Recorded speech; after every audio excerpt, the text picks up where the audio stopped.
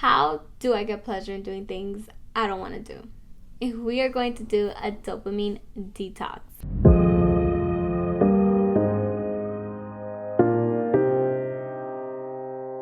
Hello everyone, welcome back to another video. If you are new here, my name is Angie. Today I am bringing to you something a little different. There are a lot of people who are doing detox for their body. I see a lot of people talking about it, sharing their experience, sharing their tips, but I don't see people doing it for their brain. At least for me, I haven't heard people talk about it as much as I think it should be talked about. Make sure you stay to the very end so that you can learn exactly how to trick your mind into doing things you do not want to do. If you have the urge to click off, I understand. This video might not bring you excitement. It might not give you that dopamine that you're craving for, but that is even more of a reason why you should resist that urge. This video is especially for you.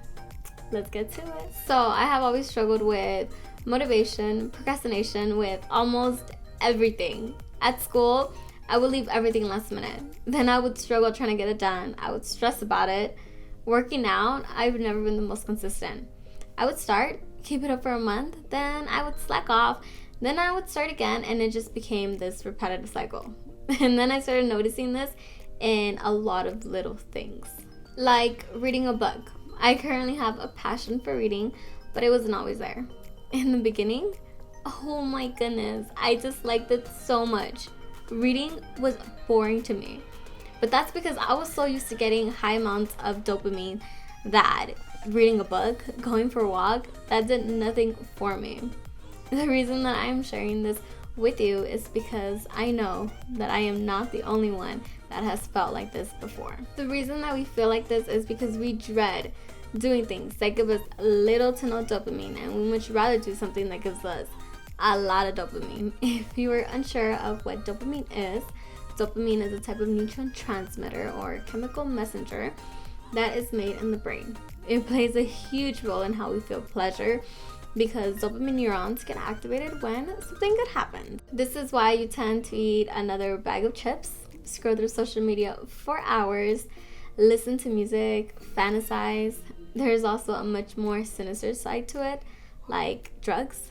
When you do drugs, you get a huge boost in dopamine. That is why it is so easy to abuse and get addicted to it. So, now you may be wondering, how do I get pleasure in doing things I don't want to do? If we are going to do a dopamine detox, you're going to pick a day to start, and then you're going to take a break from stimulating activities.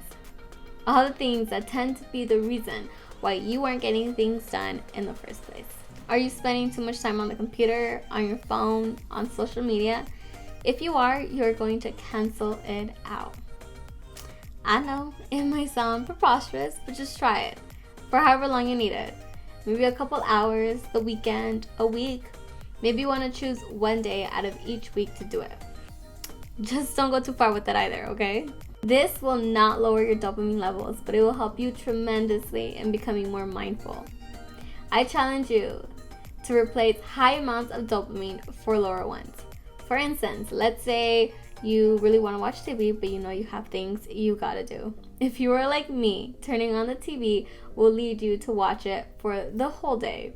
So instead, go for a walk and then get to hustling. Also, whenever you're trying to get things done, you can use activities with high amounts of dopamine to serve as an incentive.